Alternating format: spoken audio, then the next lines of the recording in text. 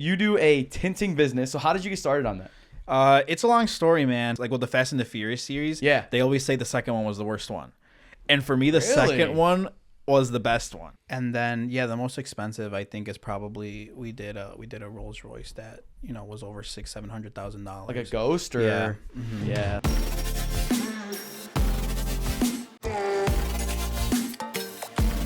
Hey Frankie, welcome to Jacob Koutas show, man. Hey, man, thanks for having me. Cool, appreciate you. So you do a tinting business. So how did you get started on that? It's a long story, man. I mean, I've always liked cars. Like I've always really been like really big into cars, but I've never been like into like being a mechanic.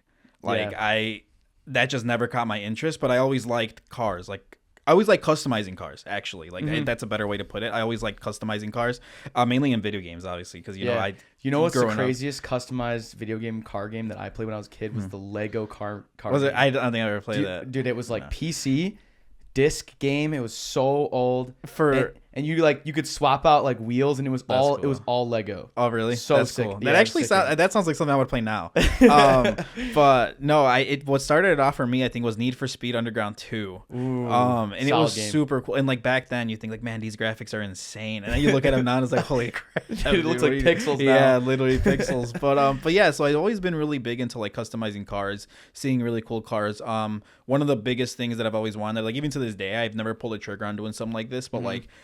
People like with the Too Fast, Too Furious, like with the Fast and the Furious series, they always say the second one was the worst one. And for me, the second one was the best one. Yeah. For me, the second one was the best one because that's the one that like captured like the actual like street racing and vibe also, like, back in the day. Yeah, and customizing and cars the customization, yeah. like the underglow, the bright colors. Like I always loved that. I always loved it. That was the ending scene where they like drove out of a parking lot with like 100 cars, right? Yeah. Okay. Yeah, like the scramble, and again, that stuff's so cool.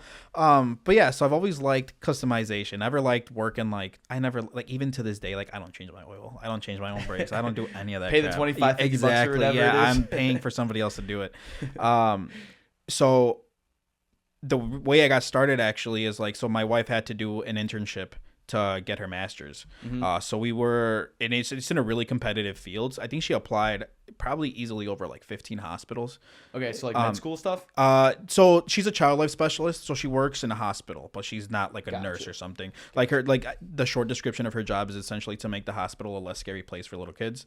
So like if you've ever like I don't know if you've ever seen like little kids going crazy when they're getting their vaccines, like whatever. Like it's her job to like make it not scary for them. So like all the little play stuff. Yeah, so dude. she gets paid to play with kids. Like that's what she does. That's not a bad job. And so right now she works at Central DuPage Hospital. I think it's in Winfield. So she works a lot with like cancer patients, like kids with cancer. But I think I might get this wrong. I don't know what kind of cancer it is, but it might be leukemia. I don't know. It's a cancer that's not as deadly as the rest of some other cancers. Okay. So like she doesn't really experience a lot of death, which is a good thing because she used to work in so like early stage cancer. Stuff yeah, like that. no, it's like later stuff. I think there's a lot of people that she sees that like don't have it. I don't know. Honestly, I whatever. But there's she used to work at what was it, Comer in the city, like by the south side. And she worked in a NICU there, so like she worked with like babies, like newborns that were like she went through like a lot of bereavements, like where like those babies would die. And it's like it's not your baby, but like I feel like I never like would straight up say it to her, but like you could see, like I would see it sometimes. It's like I could tell that like she'd be like, yeah, we just had another like bereavement, like this and that, and it's like her job at that point. It's like she's not gonna be sitting there playing with newborns. So like she would do a lot of stuff where like they would I don't know what they call them, but like they would make memories for the parents. So like they would take like handprints and like put them on like a little poster or something like and then give that to the parents. So like it was really like she'd have never like complained about it, but like you could see that it would like take a toll on her on certain days. So it's really nice to see her now be in a spot where it's like, yeah, they're cancer patients, but it's a really high survival rate. Like it's a really high recovery rate. So like she's not around death like that anymore. But yeah, so she loves her job.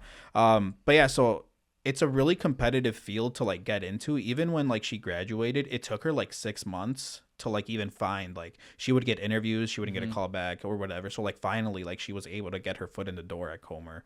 And the reason she left there is because the commute was really long. Like it was over an hour long. Sometimes when it would snow during the winter, like there was one time it took her like 2.5 hours to get to work. So it's like, so now like now we live in Wakanda. We just bought a house in Wakanda. So like now her commute's an hour, but it's an hour driving, or like 55 minutes, 50 minutes, but it's like nonstop. Yeah, like a highway 50 minutes, which is like super easy. Exactly. Compared to like city driving where you're like cutting stop and go, stop and go, stop and go. And that was her biggest thing. Like she was like, I don't care if I have to drive an hour for work, but I don't want to be stop and go, stop and go, stop and go. Yeah. But so yeah, so she applied to a bunch of hospitals. She only got 2 offers. And it's not uncommon for that to happen. Her first offer was in St. Louis. Her second offer was in Rochester, New York. So Rochester is right between Syracuse and Buffalo. Yep. And I was like, I mean, I'll go with you. So it kind of came down to like, oh, we've never been to New York. Let's go to New York. So it was really fun. It was, I mean, fun's kind of an exaggeration, but we had a really cool house there. Yeah. We found an Airbnb that let us rent out long term. Okay. And it was a beach house. Like, so I forgot what lake it was. I don't know how. It's not Lake Superior, whatever. Lake Erie, maybe? Whatever is up there. Yeah, I think it's Lake Erie. So, and I'm not exaggerating when I mean like the beach was our backyard. Like the beach was our backyard. Like you stepped out the sliding patio and you were on sand. Like it was cool. Really, really cool. But we were there during the winter, so we never got to enjoy it. But it was still cool, you know, during the springtime. That's why it was probably cheaper to rent out the Airbnb. Yeah, that's why it was fun during the springtime, because you could actually hear the waves and all that stuff. Like, and people are like, oh, it's really calming. And it's like, you don't realize it until it's like you're going to bed and you can hear the waves crash and it's like, oh, it's actually calming. That's awesome. But yeah, so we were out there and I had saved up a little bit of money. Like, did I need to work? Probably not. But it was like a month in, and I was getting up like at 10 a.m. And I would play Xbox until 4 a.m. And it was like, jeez. Yeah. And it was like, so I would play, I would eat lunch. I would work out. Like, I started working out there, but I ate like shit all the time, so I never really saw many results. But I would try to go every day. Yeah. And then my wife would come home, and it's like I would cook dinner. Like, it was, since I didn't work, I had to cook dinner for us every night when she got home. Yep. And then eventually I was like, man, like, what am I doing? Like, I was like, I'm so bored. It's the life and the best life ever until you do it for like 2 months, and then you're just like, what am I doing? This is boring. And I think like that's one of the biggest reasons why like you'll see like a lot of people, like, for like lack of a better term, like people that are like bums that like just do that all the time, and it's like, dude, how? And I think the reason why it like took such a toll on me is because I wasn't getting any social interactions apart from a headset. Right. You know, so like, yeah, I played with my friends all the time, but it was like to speak to somebody in person, like, it was like, okay, and I love my wife, but I was like, I mean, I want to talk to somebody else too, you know, friends or just anything. Yeah, connections, community. So I ended up looking. I think it was Indeed. I went on Indeed and I started looking up jobs, and I found a shop there, and they had an ad out on Indeed saying they were willing to train for like a window tinter, and I was like, okay, I was like, that's cool. I was like, I like cars. And my brother-in-law actually, now he has 3 locations in North Carolina and a 4th one in Florida. What does he do? Window tint as well. Okay. And he's been doing it for a while, but like it never caught my interest like that. Like, because they live on the other side of the country. Like, it never had really caught my interest like that until like this day. I was like, oh well, if he likes it, like, you know, and he's the owner, so he owns all the shops or whatever. So it's a little bit different for him. But like, I was like, let me just go see what this is about. Yeah. And I interviewed. I think I actually applied as a graphic designer because it also said they were looking for a graphic designer. I was like, well, I don't know how to tint, but I know how to do graphic design. Yeah.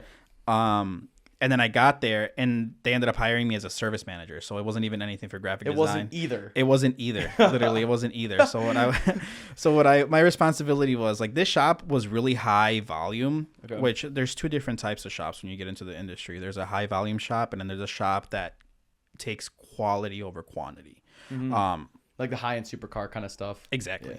Yeah. So they did a lot of like regular cars. They average like 40 cars a day, which is insane. Wow. Like, that is like like they were probably like, when you talk about 40 cars a day, like that's probably top 1 or 2% in the entire country, like of shops that can actually sustainably do that. Yeah. And they did that for all 4 months I worked there. Like, there wasn't a day where they did less than 35 cars. So like, that isn't like, it was insane. So like, my job there was to, when you do tint, you can, like, when you cut, you can do it one of 2 ways. You could cut by hand, which a lot of people do. It's not that hard to do. It takes a little bit more skill to do it. Or you can cut on something that's called a plotter. So essentially a plotter is just a big as like a Cricut, you know, like what that cuts the vinyl, like makes stickers and stuff like that. Oh, so it's like a big, I don't know what a cricket is. So it's like a machine that cuts it. Yeah.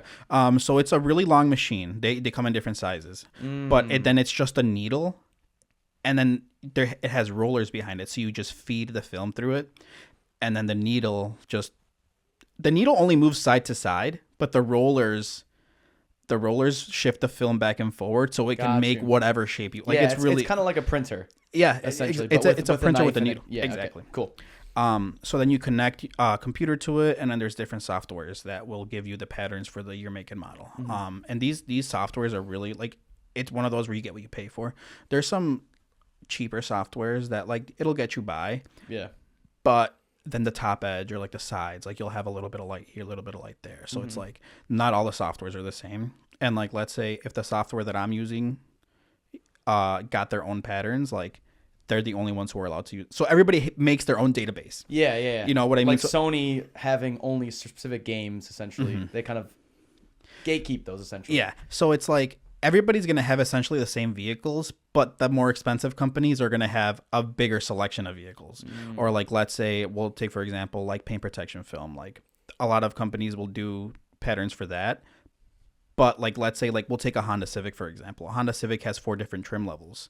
So a cheaper film company might only have 2 of those trims available. And then the more expensive one might have all 4 available. Can you buy, like, is there like tier packages you can purchase throughout them? Or if you like have a certain specific software, can you buy the package if you say you wanted another car? So if your software doesn't offer that car, there's really nothing you can do about it because you have to get a brand new software. Exactly, or cut it by hand. Okay. That's where it gets like. So one of the biggest things, like we'll call them old heads in the business too. It's like back in the day, like they're always like, oh, we don't understand why everybody needs to cut everything on a computer now. Like learn to cut it by hand the way we did it back then. They'll be like, what are you gonna do when your internet goes out and you can't print your pattern? And it's like, well, then I'll cut it by hand. I'll figure it out. Yeah. So yeah, that's one of those instances where like if they don't have the pattern, then you gotta cut it by hand. Okay. We're fortunate enough to have a really good company that has every single pattern we've ever needed. We've even done some cars from the 70s, and they have cars from the 70s in there, like in their database. How expensive is that software?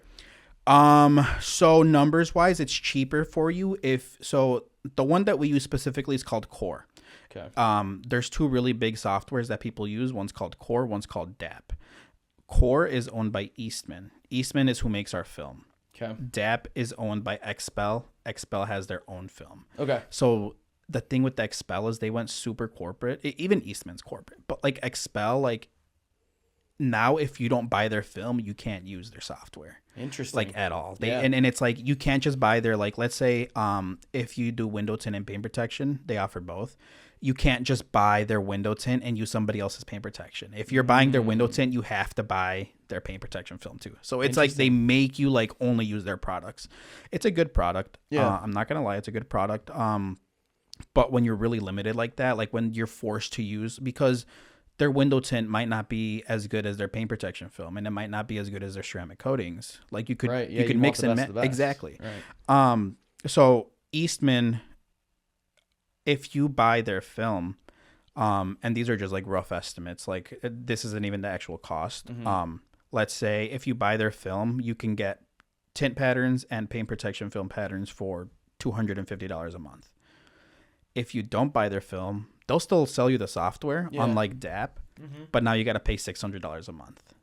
That makes sense. So it's like you can still use it, but if you're not using our stuff, like we're not going to toss you that discount. Yeah, right. We're not going to give. If you're going to use our stuff, we'll be like, yeah, we'll help you out because we're doing even more revenue, and you're going to be using the tint anyways. Because it's like if you're buying the software, what else are you using it for? And it's funny too because so we used to cheat the system back in the day. How so? And we used to have both softwares. And we would I feel like that would be smart though. I was going to ask that. So we would only buy a little bit of XPEL film once in a while. Okay. But they ended up tracking how many times you would cut. So like every time you cut, it knows how much square footage you just cut. Okay. So let's say if we only ordered 1,000 square feet of film, but we were cutting 4,000 square feet of film, they're like, why? Where are you getting this other 3,000 square feet? So they shut our account down. And they did that crazy. So like they crazy. tracked stuff like that. So is it like that small of a market where they can actually track those things and it be like useful for them to track it? It's actually a huge market, but they just have it down to like such like micromanagement. I don't even know if that's what you would call micromanagement, but they just get so detailed like that. Yeah. Expel actually just partnered with like this company called Tint World. Tint World is like the McDonald's of like the Tint World. Okay. Like they're everywhere. They're everywhere, and everyone knows what it is. But they're very notorious for being really bad quality because they will hire like brand new people, and like they're a volume shop. They don't care about the quality. They just want to pump out the work. Yeah, they make like small margins, but they just do a lot of volume. Exactly. So that's how they make their money. Mm-hmm. Okay. But anyway, so going back to what we were saying. So yeah, so my job was to cut all those patterns every single day. So I got really, really efficient you running a plotter. Mm-hmm. So I would cut those. I would call people. I did a little bit. I guess it would be a little bit of sales. Let's say if somebody was scheduled to come in and they were only getting our basic tint. I would look at the car, be like, oh, this car has black seats, it's black leather. I'm going to upsell them to ceramic. So I'd call them and I'd be like, hey, like I noticed, we're doing your car. You're only getting the classic. Like when you get in your car in the summer, does the black leather like ever burn your legs? Or, oh yeah, I hate when that happens. Like this and that. And I was like, hey man, I got the car in here already. Like, if you want, like, typically to upgrade, it's an extra $200, but like since I got the car here already, I was like, I just decided to call you. Like, if I give you a discount, like let's say if we do it for an additional $120, would you want to upgrade? Oh, like thank you so much for the discount. Yeah, let's do it. And that's what I would do, stuff like that too. And it's like the whole time, it's like I couldn't go below a certain number, but like you start off high and it's like, oh, I don't know, and it's like, okay, like, well, what would feel comfortable for you? I was like, I'm just trying to do you a favor, but like the whole time it's like, no, I'm trying to do myself a favor because I'm making a commission off of this too. And you learn a bunch of different tactics. Yeah, you learn a bunch of different tactics. Yeah, I feel like if you know the product, it's very easy to sell it. Especially when you upsell it and then give that big discount. It's like this is $200, but like your car's already here. We did half the work. Like, and there's a lot of companies that's how they run. So they'll run a 20% off sale, year long. Interesting. But their 20%, their regular price is, so like let's say like if the regular price is $299, they'll price it at whatever 20% of $299 is. So then when you're like, oh yeah, 20% off, like it'll come down to $299. It's like, no, that's your regular price. Have you seen the Amazon Black Friday app that tracks that? No, they do that. So there's an app because people will just go for this. So there's like the Cyber Monday, whatever, Black Friday. So a lot of the times you'll see it where it'll be like 30% off or whatever, but those raise the price. And then like there's a price tracker that came out that basically said like, hey, just want you know, like 5 days ago it was the same price. Like you're getting no discount for this item. Oh yeah, that's exactly what they're doing. It's like the most capitalist thing ever, and it's great because like if the value actually is whatever the 20% above it value actually is, if that's actually the price and you're getting 20% off, that's great. But if you're just pricing it up there just to take it 20% off, it's like, come on, like the morality there is so low. And the funny thing is, like, it works, dude. Like it works really, really well. But yeah, so that's what I would do. And then eventually, like, so we were never going to be there like permanently. But the tint shop never knew that, right? So it was like I never told them that. But while I was working there, I actually, like, again, going back into numbers, I started looking at, like, I was like, holy crap, like 40 cars a day, like the owner is making a killing. Like even if he pays his installers really, really well, I'll give you an example. You can buy a roll of film for, let's say, on the cheaper side, and I'm going to say the cheaper side because they did what we call black labeling. They would buy their film from a manufacturer and slap their own name on it. So they were getting it at a really discounted price. Let's say if it cost them $150 to buy a roll of film, you charge somebody on the low end $220 to tint the whole thing. So in one car, you made your money back plus $70. Yeah. Wow. And with one roll of film, if you have no mess ups, you're getting 8 to 9 cars out of it. Wow. So off of $150, you're making about $2,200 to $2,500. So like you're having a really good return on investment. Yeah. So now you multiply that by 40 cars Monday to Saturday, 8 a.m. to 5 p.m. And then you start looking, you're like, what the hell, man? Those crazy numbers. Yeah. And that's what really got me into it. I was like, why don't I do this? You know, this like, is a perfect money opportunity. And so before we even moved back, I started applying at different locations, different spots. The place that I'm at now, I actually didn't even apply there. So I applied at the owner's brother's shop, and he was like, hey, like, I'm actually not looking to hire somebody without experience, but my brother is. I was like, okay. And at the time, I had already been back. I was working at this place in Mundelein that sucked, dude. Like, it was a car wash that offered tint. It wasn't a tint shop. Like, it was like a car wash, and it's like, if people like, what? Oh, do you know anybody that does window tint? Oh yeah, we do it here. We do it here. Yeah. No, Let's just make sure we don't get any water in there from the car wash next door. And it was I hate washing cars. Like, I hate washing cars. Yeah. Like, even now at the shop, like, we do like a bunch of like detailing and stuff, or like prep work for paint protection film. Mm-hmm. I'll if I can avoid it, I will not put my hands on a car wash. I hate when my socks are wet.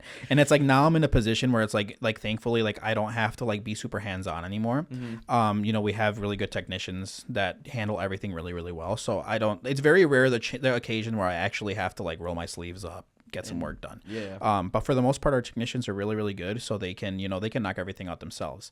So what's your position at the company?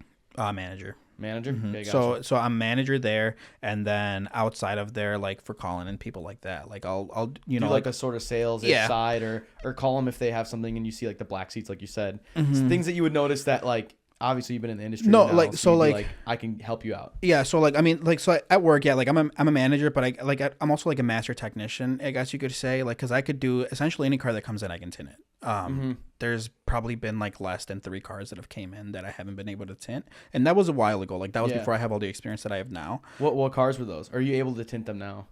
Yeah. Okay. Yeah. One of them was a Volkswagen Golf. Like the small ones, like like the ones that what's his name? Was Nick used to drive? Mm-hmm. Yeah. So the older ones, like the 2010 to like 2016, and it's just the back glass.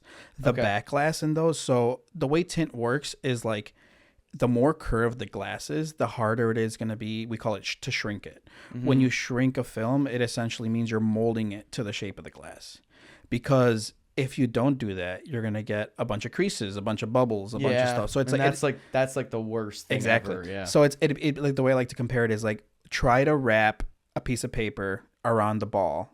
Yeah. Perfectly flat. You can't do it. That ain't gonna happen. You can't do it. So it's same with film. Film is flat. You can't mold it to a curved piece of glass without shrinking it. Yeah.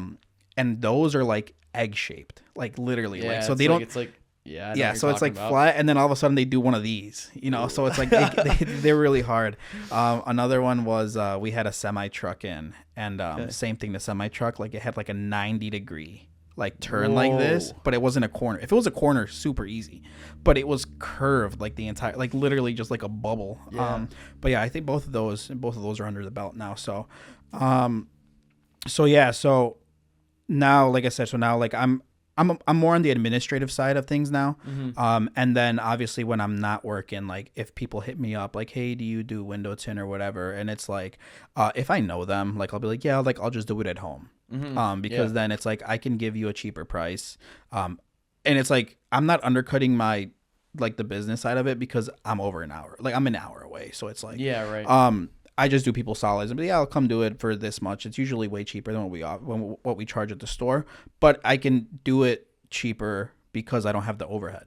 Right. Yeah. And I don't pay anybody besides myself. Yeah. You're basically just paying yourself and whatever the material cost is. Exactly. So. And even then, like, so one of the biggest issues with the industry is like a race to zero.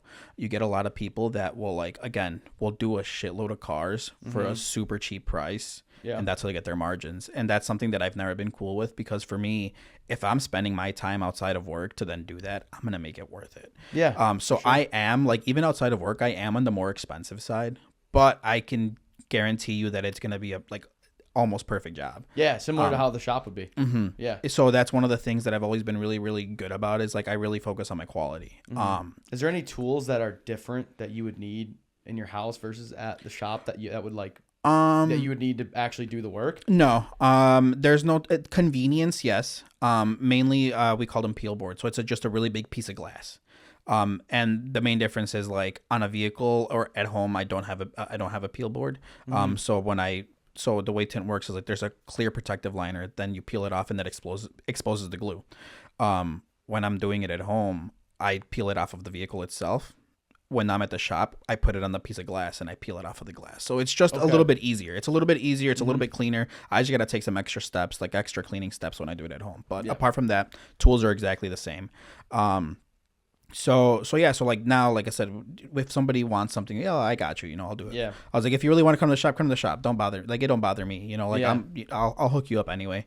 The thing with me is like, I don't like when people like hit me up expecting a discount. Because I'm a big, like, I love, like, if some of my friends were in the same position, like, I would feel uncomfortable doing that. You know what I mean? I totally agree. I like, it's like, hey, like I even do this with Dusty on the show. Like, he does a lot of my logos and stuff. You know Dusty, right?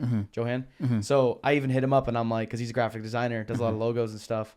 I'm good with like all the Photoshop stuff, so I can do like thumbnails and stuff easy. Like, and he was like, if you want me to do those, and I'm like, I got those in the bag, I'm good. But like, dude, all these logos and emblems and stuff like that, I'm like, I struggle with, and I'm like, you got me? And he's like, I got you. And I was like, all right, just let me know the price, and I'll tell you what I need. Yeah. And then he lets me know the price, and it's obviously cheaper than like anyone else. If you go to Fiverr or something like that, it's probably gonna be like $200-$300. But for him, he'll be like, yeah, like $100 or $50 or whatever, or something that's like takes him 5 seconds to do. If I'm just like, hey, can you send me this in like an updated color? I forgot to change it, and he'll just be like, yeah, don't worry about it, like, I got it. And then it takes him like 5 seconds. But yeah, I'm always weird about that, because I'm like, if you're doing something, first of all, when you pay your friends to do stuff like that, like, you're supporting them. Like, I want like, to support you. Yeah, like I literally was talking with Dusty, same thing. It was like, hey, can you do this for me? A little side project, not even on the show.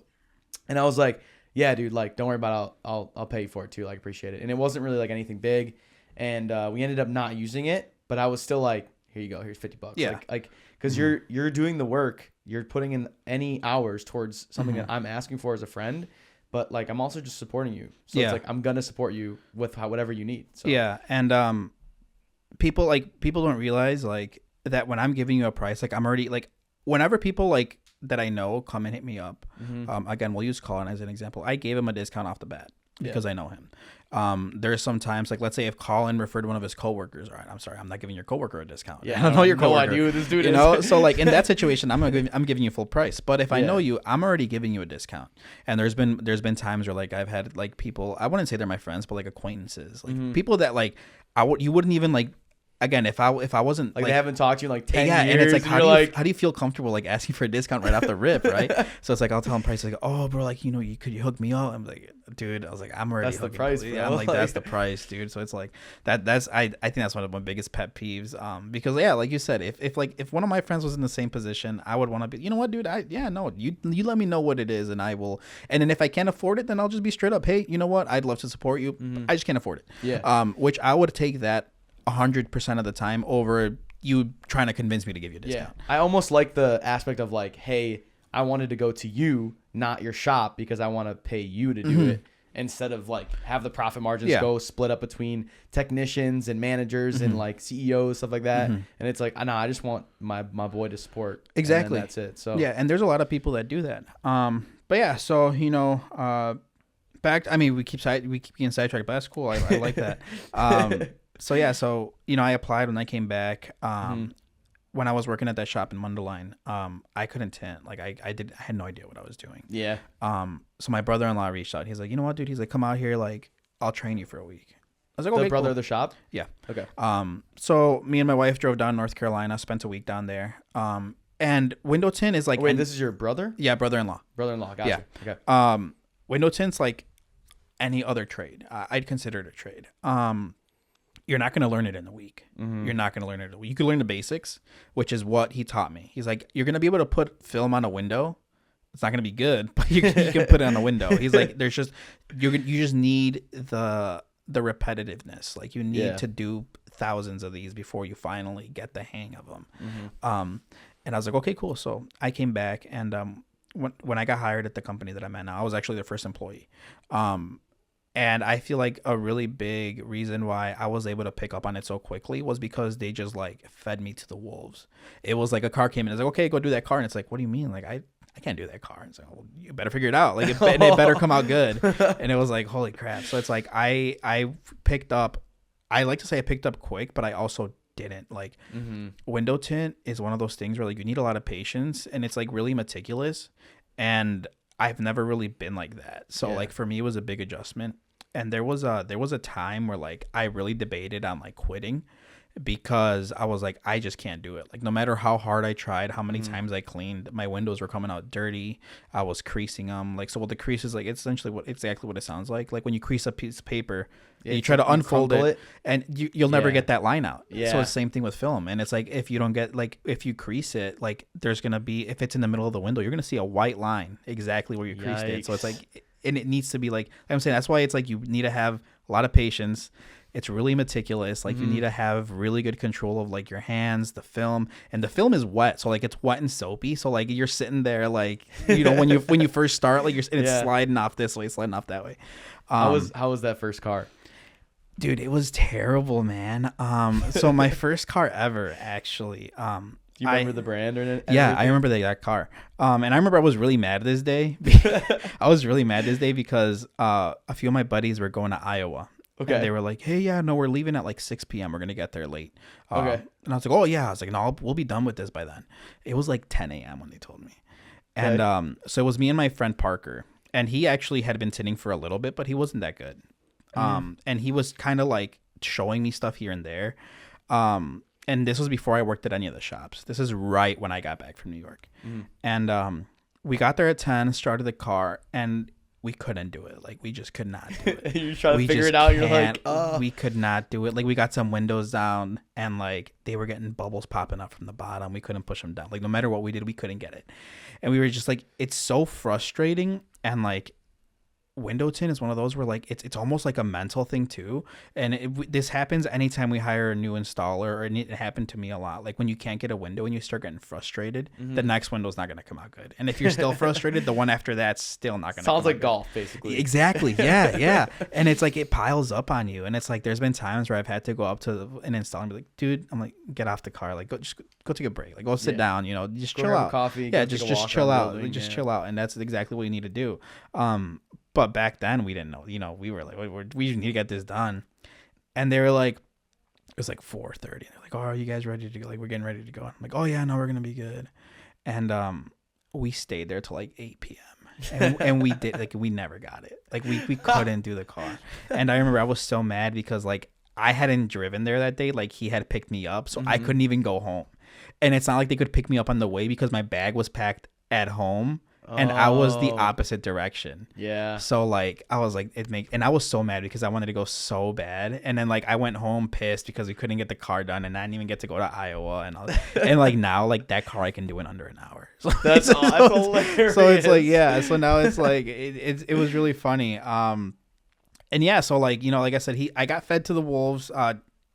I had a really good teacher. The owner of the company is a really good guy. I'd consider him a friend now. Like he does a lot for me. He's done a lot for me. And you know, it's the same thing. You know, like I treat the business as if it was my own. Sometimes like some of the technicians are like, "You're just being an asshole." It's like, no, dude. It's like, this is your fucking job. Like, this is your job. Yeah. And it's like my biggest thing with me is like, I don't like when people mess with like my money. Like, and it's like, listen, like if you don't get this done, like, you're messing with my money. So it's like, get it done. Get it done. And it's like, it's very rare the occasion where like I have to like really like hammer down on somebody. And I've only done it like twice, but it's like, dude, and that's the short part of it, right? At the end of the day, it's like, for me, the way that I look at it is like, one day, like I want to be a business owner. Like I want to run my own, like your own big shop like that. Right. And it's like, you know, there's like, eventually I will. For me, it's like this for me is like, I'm treating this as if it was already mine because this is what I want to do with mine. So it's like, if I can't even get these guys under control, like how am I ever going to get my own employees under control? Yeah, right. But that's the biggest thing. And it's like, I think one of the hardest things for them to do is like, we're really cool. The environment at work is really, really cool. Everybody gets along. Everybody's really chill. And if you've ever seen those memes where it's like, the cool thing about working somewhere that you like is like you're just getting paid to hang out with your friends. Yeah. And that's what it feels like a lot of times. And I definitely get that vibe from your guys' videos, which is hilarious. And one of the hardest things for them to overcome at first was like separating that friendship versus like, okay, no, it's time to work. That's one of the biggest things, one of the biggest obstacles to overcome, not even in just our industry, but like any industry, is like you have to be really careful with how cool you are with some of those coworkers and some of those people below you, because like if there's something you need done, but they're like, nah, that's my bud. Like, I'm not going to take him serious. You have a problem at that point because it's one thing to be really cool with your employees, but then it's one thing for them to respect you and know when it's time to work. Yeah. It's a fine line, but I know exactly what you're talking about. And you can't be like reprimanding all the time, but you also can't be like letting shit slide all the time. Yeah. Either. Letting it slide all the time. And you kind of have to find that middle ground. But I also have found that sometimes you can do like a teamwork based motivation, being like, all right, guys, like we got like 8 cars that just came in. We gotta bust these out. Like we gotta get these done. We hit these numbers. Like we gotta do this together. Let me know what you guys need. I'll let you know what I need. Let's get it rocking. Let's get it rolling. And like putting a team aspect behind it, I feel like is so undervalued sometimes in some companies. And when you have that like friend buddy stuff, like it's so easy to do that. And then the motivation just goes through the roof. I feel yeah. And it's like, I feel like that's one of the things that I'm really good at is like when they take care of me, I take care of them. Right. Yeah. Given that it's like, I'm not going to go sit there, give you $1,000 a bonus. I was like, but if we have 15 cars on a Sunday and it's 2 p.m. and like, we're not behind like at all, I'll go out. I'll buy everybody a round of Red Bulls, or I'll go and I'll get tacos for people, or like everybody. Like it's like, oh, don't worry about lunch today, like this and that. So it's like I'll reward them all the time. Yeah, but it's awesome. like I make sure that they know it's like, and I'll tell them straight up, like, you know, you did a really good job today, or like you did a really good job this week. Like here you go, thank you. Because you take care of me, I'm gonna take care of you. And it's the opposite too, right? Like, hey, like if you're not doing your shit, I'm gonna get on you. Get on your shit. Yeah. How many people to work underneath you? Is it only technicians? Yeah. So it goes, it's the owner and his wife, and then it's me, and then everybody else is under me. Gotcha. So you're basically like almost like a GM. Yeah. Essentially. Yeah. Yeah. No. So we have 1, 2, 3, 4, 5, 6, 7 or 8 guys right now. At our peak, we had 11. But we went through like a really tough time a few years ago where like we put a lot of trust into 2 people that like didn't hold their own. And like I'm talking like bad, like numbers wise, like, you know, there's one of our biggest competitors. They could, at this point they can't say it, but at one point for the longest time they could say they were the #1 shop in all of Illinois. Not anymore. So what they ended up doing wrong is like they promised a bunch of raises and promotions to a lot of in-house guys, which I think is the way to do it. I will do that 100% of the time before I bring in outside help. So they promised a bunch of this stuff to like a bunch of guys, and then they would bring in outside help instead of promoting their own people. So then a lot of their technicians got really, really mad and they started leaving. Yeah, I don't blame them. I totally agree with that, because sometimes like they bring in somebody that like in a high position as well, that's like totally from out somewhere else, and you're like, we got the guy doing the job basically already in the position who's been here for 15, 20 years. Yeah. Like just give him the job and backfill his position. Exactly. So, and one of the biggest things that like you learn like when you're in that administrative side of things, that it's way more expensive to replace somebody than it is to keep them happy. Yeah. Like give them like a $5,000 pay raise for that year, and it's going to save you $30,000 in hiring fees of bringing somebody on, getting them on board, and then training them, and like all that overhead to like transition them in. And then you run the risk of them leaving. So it's like, then you do all that stuff for them to just leave, and then, you know, you start it over again. So that was the short end of it, right? What they used to do is that they used to teach them that like their shit don't stink.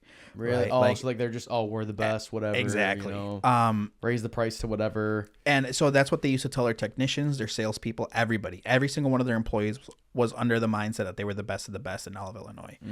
And it got to a point where like and I know this because their employees like have came to us and like told us stuff like this when we hired them. So we don't hire anybody from this company anymore. We've had such a bad experience with everybody that we've hired from this company that we stopped hiring people from this company. Interesting. They used to tell them that their weakest link was the best person at any other shop. So they were really gaslighting them. Exactly. Ultimate gaslight of tinting windows. So then two of their guys came to work for us, and they sold themselves really, really well. You know, like they were like, we can do, you know, this is what we did there. Like, this is what we can do for you. We can double your numbers, like this and that. So arguably we gave them more than we could probably afford to pay 2 people at that time. with the hopes that it was like a high risk, high reward. Yeah. But we put a lot of trust into them to help us take that next step, and they did the complete opposite. Dang. So we used to have a really, really good technician on our detail side, and once one of those guys came in, like, so he was technically above that guy. So we did what I just said not to do, but it wasn't like my decision. Yeah. So this new guy was really, really lazy, because he technically had authority over the other guy. So he would just walk around, play Pokemon Go, like, you know, be on his phone, this and that. So like when our guy saw him doing that, then he would do that. Yeah. And then that's a bad habit that just never went away. And you just have to take the poison out and just so not only from the group. so not only that, but then like one of their sales guys would then he couldn't sell without giving discounts. Interesting. And we're not talking about like 10%. Like we've, even to this day, and this happened like 2 years ago now, like even to this day, like we're finding stuff that like really, really bad stuff. Like 50% or something like that. More. Wow. Like there's like, and we're talking about like thousands of dollars. I'll give you an example. So when we do ceramic coatings, back then we used to use a company called System X to do our ceramic coatings. Okay. And in order to keep your warranty going with them, you have to come back once a year to get your car serviced. And it cost $250 to do it every time you come back. And it's like, you don't have to come back, but if you want to keep that warranty going, they require you to come back. It's not something that we do. It's what they said, if you want to keep it going. Yeah. And that's all something you had to explain during the selling process. So this guy would take off like $400 or $500 off the price and then waive that fee, that yearly maintenance fee for life. So he was selling all these jobs and giving these huge discounts and then waiving those fees. So it's like, you're not just talking about, okay, I gave him my $500 discount plus $250. It's like, no, it's $250 for the next 6 years. Yeah, that's so crazy. So you're talking about like 6 years, $250. Like, I mean, that's like $2,500. I don't know if that math is right. I think it is. It's somewhere around there. Somewhere around there. But it's crazy. It's like stuff like that, right? And it's like, even to this day, we're finding stuff like that. So it got to the point where like things got really, really bad. So we had to like purge the like business. We went down to like 4 employees at one point. Wow. And we kind of came to the conclusion where it was like, we would rather have high quality employees versus a lot of employees. Yeah. And like now we're doing like super good. Like now we're really, really good. And now I would say, I mean, and I might be biased, but I want to say like we're probably the best company in Illinois right now. Speaking like today, we had this guy that drove from Kentucky with the Lucid Air. Wow. And we're doing some paint protection film and window tint for him. And it's the second vehicle he's brought us. So it's like the first time he came was last year. He brought us a BMW. We did such a good job. He decided to come back again this year with a separate car. Nice. We've had cars from Lamborghini in San Diego get shipped to us. We've had we've had a bunch of cars. I've done cars that are worth more than like triple what my house is worth. So it's like, so it's been a really that's a lot of money. Yeah, it's been a really fun experience. But it also comes with like a lot of pressure. Yeah. Because if you're the most expensive, you have the most reviews, it has to be perfect. Yeah. So it's a fine line where it's like it's a blessing in disguise. It's like, we're blessed because we have a lot of work. We have a lot of really good work. We get to work on these really fun, cool cars. Mm-hmm. But it's got to be perft. Yeah. It's got to be perfect. What's the coolest car that you guys have tinted? Like coolest or like most expensive? Let's do both, because I feel like the coolest is not always the most expensive. Yeah, no. It's the price. Like you can get a McLaren for like $100K. Mm-hmm. Like people don't know that, but there's a couple McLarens that are like $100,000, and you're buying a truck for like 170, 150. Mm-hmm. So it's like you could get a McLaren for $100,000. Yeah. And it doesn't have to be like a $300,000 supercar. It's still a pretty sick car. I think. Man, that's a hard one. I would say we've done a Supra, like one of the older ones, like an MK2 Supra. That one was really cool. One time, that's like a car's person car. Yeah, like, and that's what I'm saying. Yeah. So like, I mean, it's still not a cheap car, but it's not. I've done Rolls Royces. Yeah, so it's like, those are more expensive than the Supra, but it's it's a Supra. Yeah, literally, it's a fucking Supra. Yeah, I'd say probably the Supra. Is the coolest one. Yeah, I think so. We've done a bunch of cars where like they had a bunch of carbon fiber, so that was pretty cool. Oh, interesting. One time we did a really old Porsche Okay. And it was just the shell. So like this was for paint protection film. So like there was no wheels, no engine, no transmission, no interior. Interesting. They rolled it in on a dolly. Wow. So that was really cool too. I wonder if they like put an engine in there or something after the fact. They so they were just like building up a car. Mm-hmm. Wow. Okay. Interesting. And then the most expensive I think is probably we did a Rolls Royce that was over $600,000-$700,000. Like a Ghost or yeah, those tax deductible Ghosts. And dude, they're so hard to do, man. Yeah. Like those things. Like I remember like the owner when I did it, he was like, "You want to know like how I knew like you had like made it in window tint?" I was like, "Why?" He's like, "Because I always told myself like with him personally, he's like, whenever I do a Rolls Royce, that's how I know like I got it because they're hard. Like, they're like they're not curved, but everything is so tight. Like you have to be super like careful with everything. Okay. That they're it's just a really hard car. Did you have to like redo any of them or? Because I know you talked about like creasing earlier. Yeah. No, there was the first time because I've done like 3 at this point. Okay. The first time that I did one, I had to redo a back window, like a side window, like 4 times. Because the window, like, usually when the window goes edge to edge, it's not an issue. But this window, it would roll down and it was kind of like this. So one edge was exposed. So when you roll it up, like, it would hit the top rubber and it would peel everything off. So like, and it's like a bunch of stuff like that where it's like sometimes now it's like there's cars that come in and I already know like I've never done this car but I know I can do it. Like so when cars come in you'll know that you'll know what kind of hardships you're gonna have to get through. But it's not like I'm not gonna do it. No, I can do it. Yeah. It's just if I don't get it the first time, okay, I learned what I did wrong. I'm getting it the second time. But yeah, no, that's probably the most expensive car that we've done. I mean, probably the most expensive thing that I've done. I know I was talking with your mom before. Is probably one of those yachts. Yeah. That was pretty fun. So not only cars, but yachts too. Yeah, so that yacht was pretty cool. I had to drive like 2.5 hours to do that one. Was it in the water still? No, it was outside of the water in a huge hangar. Oh man, this is sick. So I actually ended up having one of my buddies take pictures. So he used to be our media guy. I paid him to come out with me, and because I was building my own website, like for my side stuff at the time, and I had him come take pictures of me, and it was like this job in particular was kind of it was crazy because the first person who did a really bad job on it, and I showed up and like. You're talking about like a glass that's worth like thousands of dollars, and you could see where he used his knife to cut it. Like there was scratches in the glass. Like he had to gouge the glass. Like there was pieces of glass missing. Wow. And so I removed his tint, and I was like, "Hey man, like I'm just letting you know, like before I keep going, like this is what this glass looks like." And then I looked at all the other windows he did; they all looked the same. So it was, I think I ended up getting an update from the guy. He's like, "Yeah, I mean they didn't replace any of the glass." I was like, "That's crazy on a boat that expensive." Yeah. Like, to be okay with that, but sometimes those things are way easier.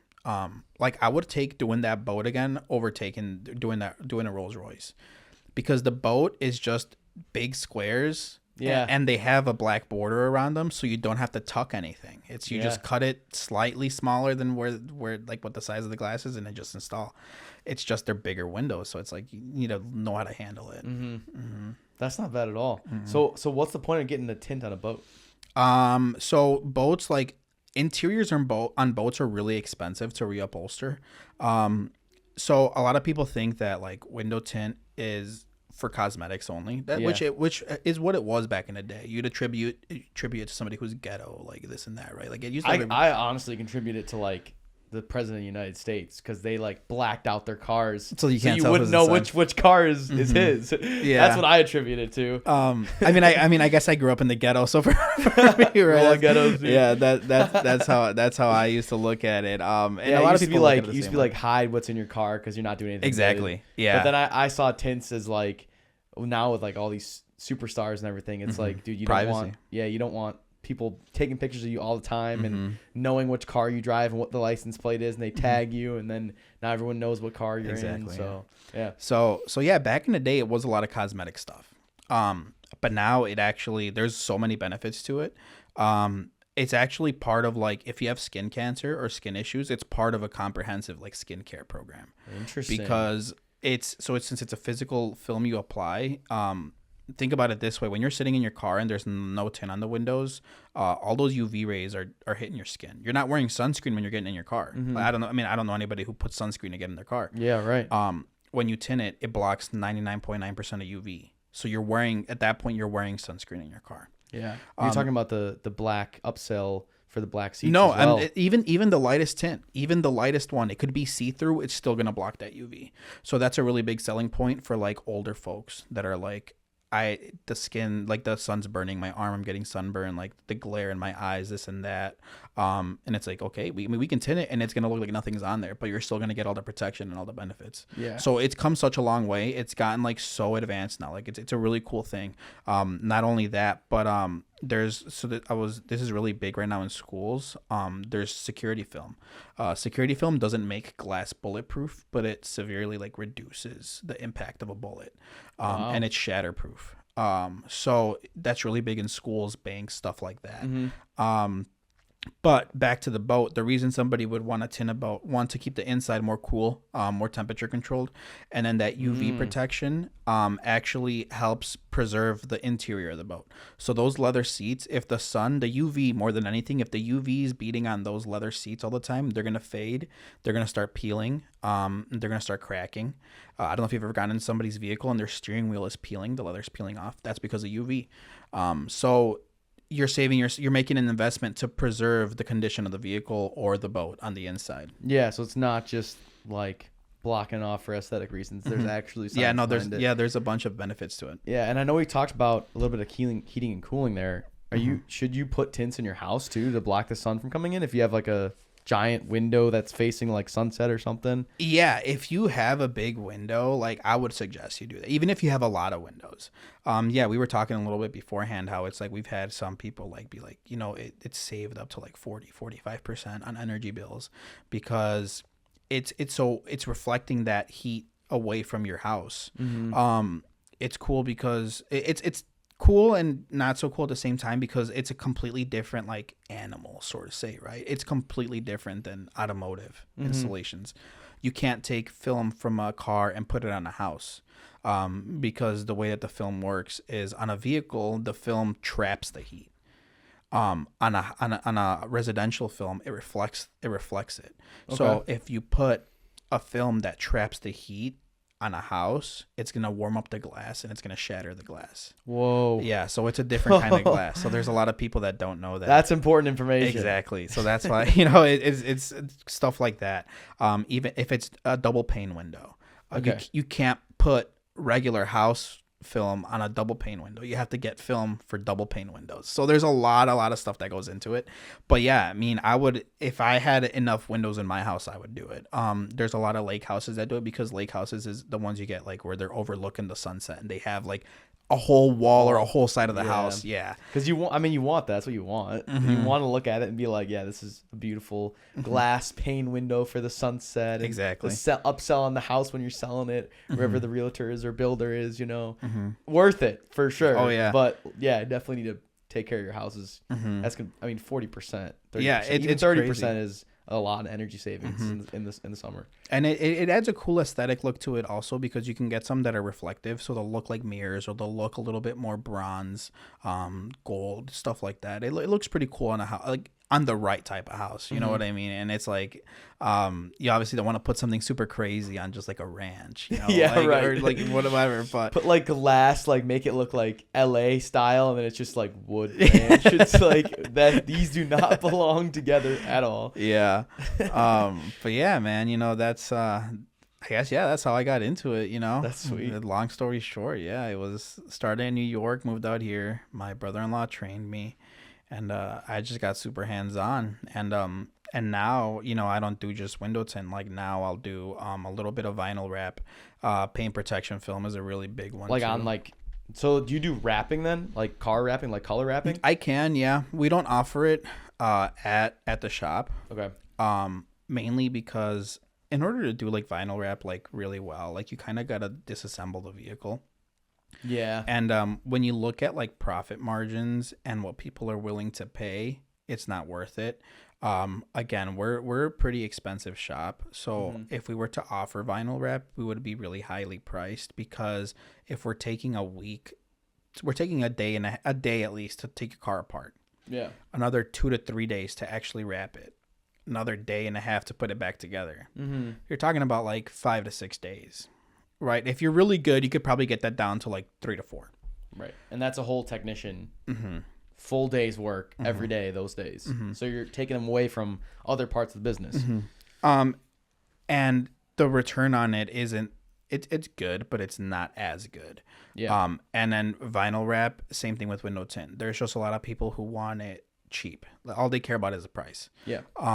And when I first started, like, so our prices have gone up over $100 since I started working there. Mm-hmm. On a basic like sedan for window tint. So it's like now we're technically doing less volume. Like it's almost the same volume, but it's like we're spending the same amount of time and it's bringing in more money. And the reason you want to do that is because the cheaper you charge, you get a bunch of old vehicles. You get a bunch of vehicles that are like super dirty. Mm-hmm. And it's like those are just such a pain in the ass to do because no matter how much you clean, it's going to be dirty. There's people that like a 1999, like whatever, you know, like they'll come in, the car's falling apart. Yeah. So like it sounds bad to say it, but you that's kind of the clientele that we want. Yeah, I mean, it's almost like the higher echelon of clientele is gonna bring in the better versions. I mean, there's so many influencers out there that are business models that say like, if you want to sell the $1 good, you're getting a $1 good customer. Exactly. If you're selling the $10,000 service, you're gonna get a person that's trying to pay $10,000 for a service.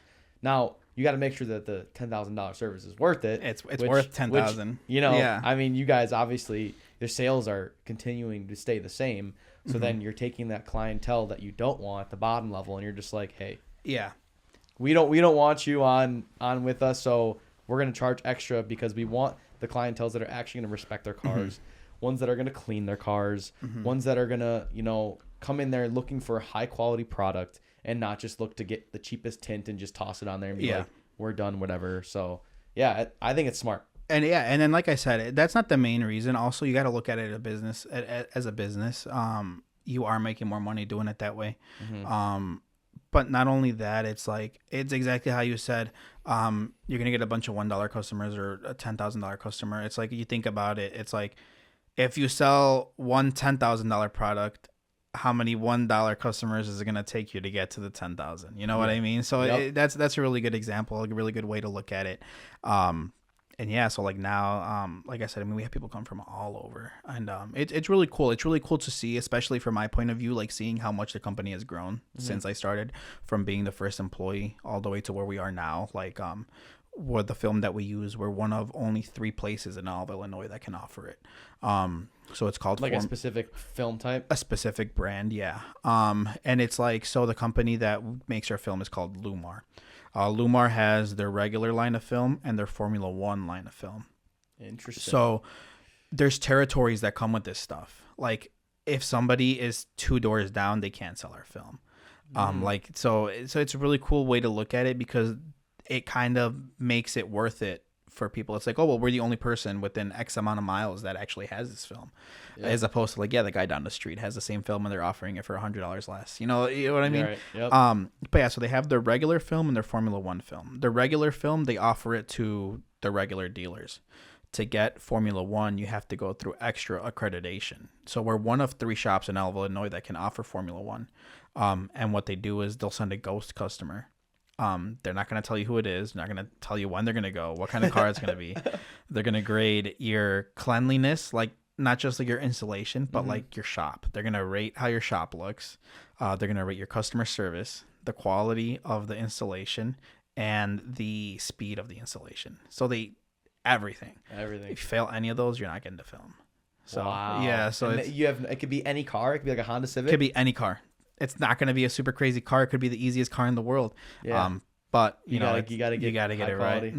Interesting. Yeah. So it's kind of like a food critic for like film. Almost, yeah, dude. food critic for tints.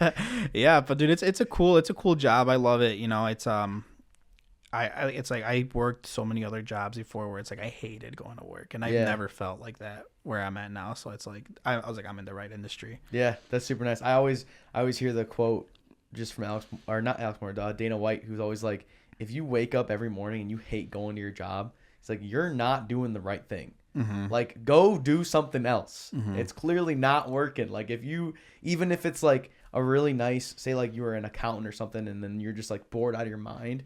It's like, dude, you're bored out of your mind. You don't want to go to work every day. You wake up, you're miserable. This sucks.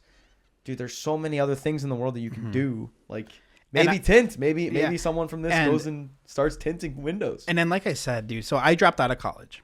I went to college for graphic design. I went to Harper for graphic design. Harper? Okay. Yeah. And the reason I dropped out, there's a few reasons. So at the time, I didn't have a car. And in retrospect, like I should have just taken the bus. But I had a friend who drove me.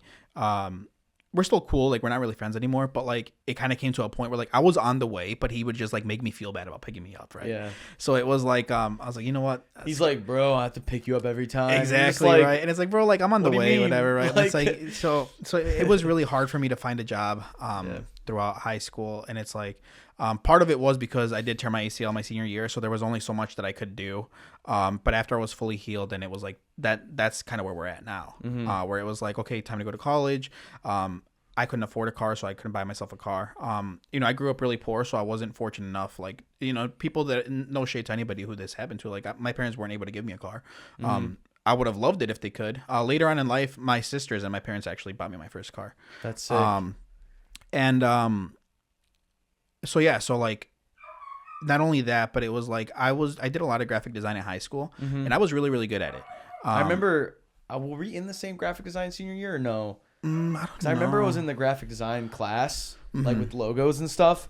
That was so much fun. I loved it. It's such a great time.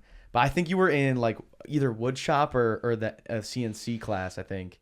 Yeah, we were in the what was it? Where we used AutoCAD with I think we were in that class together. The engineering one? Yeah. But yeah, so I remember like sophomore year when they first introduced graphic design, and I was like, oh, you're telling me I could learn how to make shirts? Like, that's so cool. Yeah. Because in my head, like, I used to skateboard a lot back in the day, and I was like, I could start my own little brand, like all this and that. And it was like, that's always been my thing. I've always wanted to own a brand. And I think that's one of the reasons why I love window tint so much, because it's like, it's a really saturated market. Don't get me wrong. There is tint shops everywhere, but you got to set yourself apart. But it's not a hard industry to get into. But it's like, you have to like scratch and claw your way to even be relevant. Yeah. So like, I have a really bright future where I'm at now, and I have a pathway. Like, it's like carved out for me. It's gonna take a lot of work, which it does with any business, but it's there, and I think that's one of the big motivators that I have. But yeah, so I was like, like, I could make these shirts for me and my friends, like, and I did. That's why I joined. I remember we made like a League of Legends shirt for our club, and like everyone was like, "Yo, this is so sick! You guys made this!" And like, I'm like, "Yeah." I think it was Dusty who made it. But he was like, "Yeah, we made these sweatshirts," and like everyone was buying them and stuff, and it was like the coolest thing you could do. Yeah, dude, and it was so dope. And I remember I was so excited. I was like, "Oh man, I'm so excited for this." And so I picked it up really, really quick, and it was one of those where it's like, again, I really liked it. So like, I would get home from school, and at the time I used to like doing stuff on YouTube and stuff like that, right? So like, I would make my own like YouTube banners, my own and I was like, now I know how to do it. And it started with the shirts, and then like, I would stay after school, make shirts. Me and my friends used to always have these really cool shirts that I would make, and I still have some of those shirts. Like, they don't fit me anymore, but I'm like my wife's like, you got to just throw these. I'm like, nah, I'm not getting rid of these. I can't throw these away, dude. We can't throw these out. And they still they've held up 10 years later. Like, they are still good. And I mean, if I could fit into these, I'd be rocking these. But yeah, so that's how it started, and I was really good at it, man. Like, and it's not even to just like suck my own dick or anything, but I felt like I was pretty good at it. So when I went to Harper, it was like they wanted me to like retake classes like of stuff I already know how to do. Yeah. And I've never really been like super big into school anyway. So like that coupled with like, bro, like, come on, I don't want to pick you up every day type of stuff. It was making me feel bad, and I was like, dude, I was like, I'm done. So I dropped. It was probably like a month into it. And I think the reasoning that I had behind it was graphic design is one of those things where it's like, if you're good at it, excuse me, oh my god, majority of companies are just gonna ask to look at your portfolio. Yeah. So it's kind of the same thing with window tint. Like, you can't go to college for window tint, but you can get certified. You can you can take these classes and stuff like that. But these classes again are like 5 days a week, maybe. You're not gonna know how to do that. Crazy. That certificate don't mean shit to me if a guy with 3 years that's never been to a class can tint you out the door. Mm-hmm. So yeah, that was the mindset that I was in. I was like, if I'm really good at this, I could just really focus on building my portfolio. And that's what I'll use to apply to jobs. Mm-hmm. So dropped out of school. I worked on my portfolio for a long time. I actually had a few really cool gigs. I think the coolest one that I did is in Spanish like culture, there's this really big record label called Rancho Humilde, and they had this guy on their label, and he had his own separate record label. And one time he posted on Instagram, he was like, "Oh, I'm looking for a graphic designer." Like, and it was like bet. It was within like 10 seconds of him posting it. Like, I was one of the first, if not the first person to saw it. So I swiped up immediately. Yeah. And I swiped up and I was like, "Oh, like, you know, like I'm a graphic designer, like all this and that." And like he read it like instantly and replied, and I was like, "Oh," I was like, "Shit." So whatever. So he asked to see my portfolio. I sent him my portfolio, and he started giving me projects. It was really, really cool. Yeah. So I started making like logos for him. Like if he was signing a new band and like they didn't have an official logo, he's like, "Hey, I need a band, like this type of music they make. Can you make me a logo?" I would make him a logo. Yeah. Or if bands were releasing songs and they needed album art for it, I would make the album art for him. Mm-hmm. So it was really cool to work on him with stuff like that. And yeah, so after that, you know, like I did that. I worked for this boxing gym in Des Plaines. It was really cool too.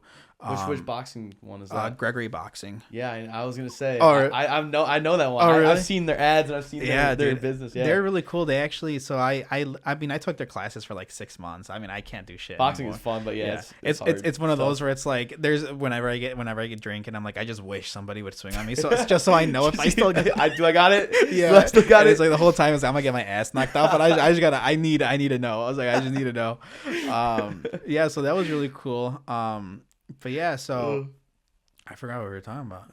I don't know. We were just going back to school and we were talking about graphic design and school stuff. Yeah. But really what I think you're setting yourself up for right here is a successful start of your own business at some point. Yeah. Do you know when you want to do that, or like when because you're talking kind of about your trajectory of like in the business getting your own situation going. Yeah. Do you think you're gonna just absorb this one that you're at currently and then just like buy him out or something, or do you think that you're going to transition into separating yourself? No, it won't be separating myself from him. Like I said, there's a pathway.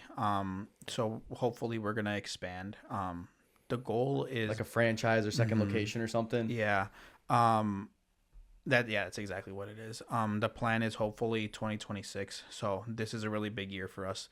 We have some numbers we have to hit to make it work, which is why, again, you know, we talked a little bit about how I take my job super serious. And that's one of the reasons why, because when I'm saying like, are my technicians not putting out work directly affecting my paycheck? No, they don't matter. Yeah. But what that means is like, I need to hit these numbers if I want to expand and I want to grow. Yeah. So there's a quote in business that I love.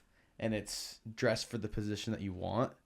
And like, it's not always just like physically, like what you wear, but it's like what you do in the work that you're actually going for is like what you want to be. So it's like dress for what you want to be, or dress for the job. So it's like right now, I just feel like you're dressing for, hey, I am good enough to run my own shop essentially. So once we make the margins, once we hit the targets, like, and we're opening it up, like it'll be, and like it's a piece of cake. Once you open it up, you'll know exactly what to do. Yeah. You'll know what you're looking for in a technician. And that's like the owner's biggest like thing for me. It's like, you know, it's gonna suck and it's gonna like be really hard. He's like, but you gotta look at it in the long run.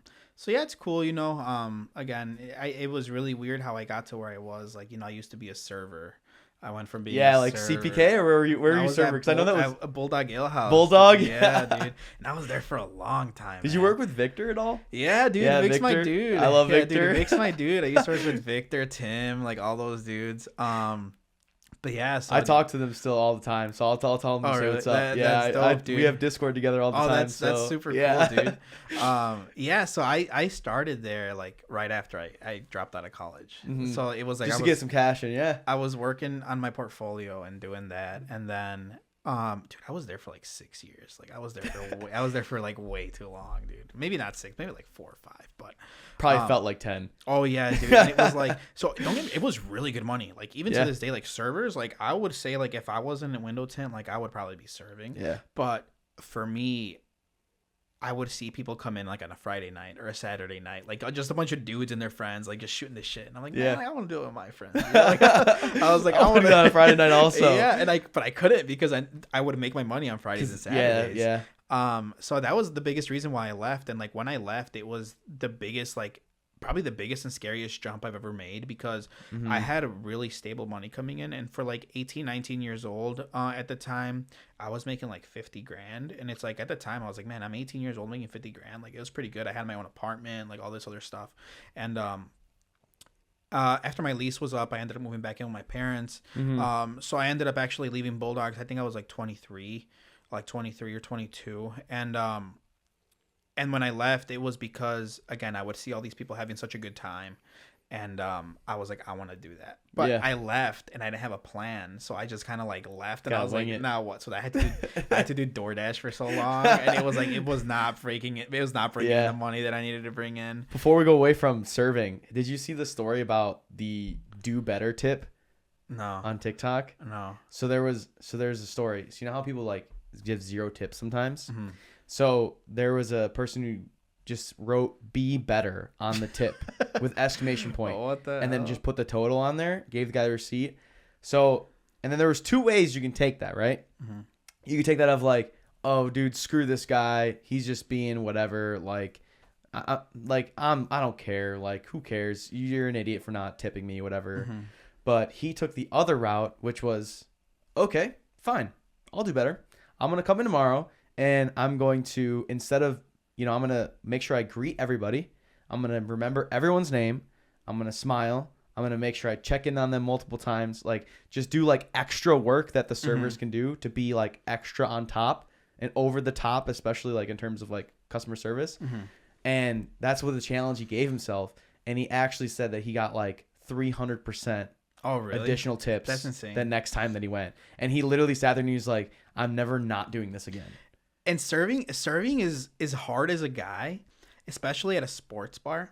Yeah. Because obviously you had a bunch of girls there, and like I'm not gonna say it's easy, but girls, like especially with the shirts that they used to give us to wear, like they could pull their shirt down, stuff like they could pull the cheeky moves. And guys are gonna tip better for stuff like that, right? Like, so as a guy, as an 18, 19-year-old like Mexican kid, like for me, like I felt like I had to do so much, dude. And it's like I wasn't like, for me, I was making good money, but it's like to them, they're like, oh, that's it. And I was like, what do you mean that's it? Like you're making more? And it's like, what the heck, dude? Yeah, I would say like the target for the male servers is always like the like 70-year-old like girls, like grandmas, stuff like that. Dude, they're like, oh, you're such a sweetheart. Like, oh, like this and that. They like love you and they'll tip you so much. And but then like the boys at like 20 to 30, it's like good luck. Yeah, dude, you're don't done. Even talk to me, And that's what sucked. Because 15-20%, that's it. It sucks because that was the clientele that came into, because it was a sports bar. It was a sports bar, yeah. But it was cool. It was really fun.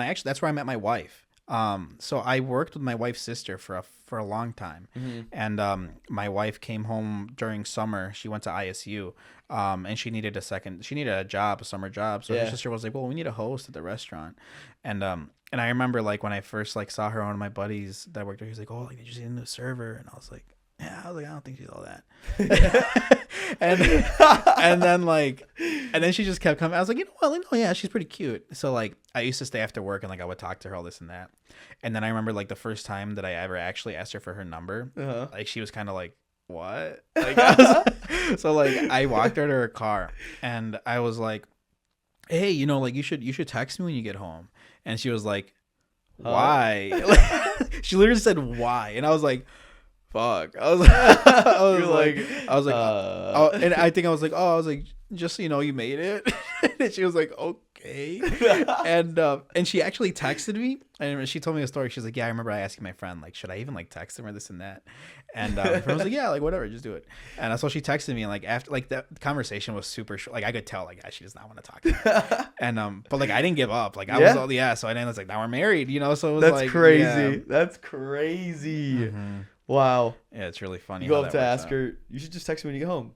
Why? Yeah, for what? It's like, what do you need? There's hope out there, boys. There's hope. Yeah, dude. It's a numbers game. It really is. I think it is. And I think that's not only that, but like self-esteem plays a really big part into it. Yeah. I think like obviously like I'm not a supermodel, but I've never had an issue with my self-esteem. Like I've never been like I can like confidently say like I've never been like really self-conscious about like anything. So it's like I feel like for me, like I never had issues going up and talking like that, like to girls like that. But like there's a lot of guys who like they could be like, you know, on like pause, like they could be attractive guys. Yeah. But like everybody's mind just works so different. Like you could have these dudes that are in such good shape, but like in their head, like, you know, they're self-conscious about this and that. Or You'd be surprised that the people that are usually the most in shape and the most attractive are usually the ones that are most insecure. Which is the craziest thing. And it's like people who are like medium ugly are the ones that are have the like most confidence. The top.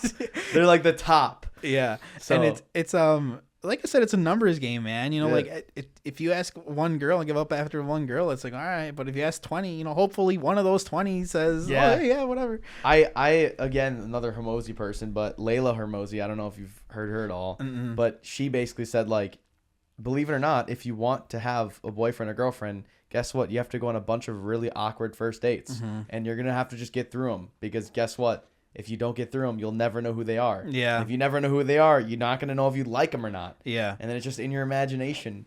So, yeah, that's definitely nuts. But that's a really cool story. I mean, like, you never know when you're going to find the one. Oh, yeah, no, never, dude. And sometimes it's the parking lot asking for a text. Yeah, it's asking for a text after you get home and they say why. You know, it's but no, it was cool, dude. I feel like you know, like she's been through so much with me, like actually like dude, like there was times where like I couldn't even afford to like pay for my car, like so like I needed to borrow money, like stuff like that. And it's like to go from that to where we're at now, like obviously like I'm not rich or anything, right? But now it's like now we can actually, you know, have a little bit of fun, enjoy the Friday nights out. Exactly, yeah. And be the guy at the sports bar. Yeah, exactly. You know, so it's really cool, and it's like it tells me a lot about her. You know, like how it's like if she was there like at those points, so it's like it was a no brainer when it came time to it, and it was a fun time. Yeah, especially the wedding. The wedding was super fun. How you guys are married for what? It's gonna be 2 years in September, so about a year and a half. Nice. Yeah. It was. I don't know. I think it was 25. 24? You mean? No, I'm 27 right now. Yeah. So you were 25. Yeah, it was a month right before I turned 26. I thought you were talking about the year. Yeah. No. Yeah. Okay. But yeah, no, man. I mean, that's what's up. That's wild. Yeah. That's crazy life. Frankie, thank you for coming on, dude. Hell yeah, dude. Much appreciated. How can people get in contact with you to get tints, like business? Yeah, dude. All that stuff. Instagram. Instagram's probably the best one. If you want to get them through me personally, you know, if you guys want to come to the shop, come by the shop. What's your Instagram handle? We'll link it in below, but what is it? I think it's just Franky.Flores with 2 S's. Or if you want to come by to the shop. You know, I'll toss anybody who you bring to me. I'll give you guys like a 15%. So yeah, what's the shop name? Extreme Auto Glass and Window Tint. And you guys are in Addison. Cool. Yep. All right. So about 10-15 minutes from Meadows. So we're pretty close. Like I said, you guys want to swing by? Just I'll got you on a 10-15%. We'll get you taken care of. Dude, sweet. Appreciate you, bro. Hell yeah.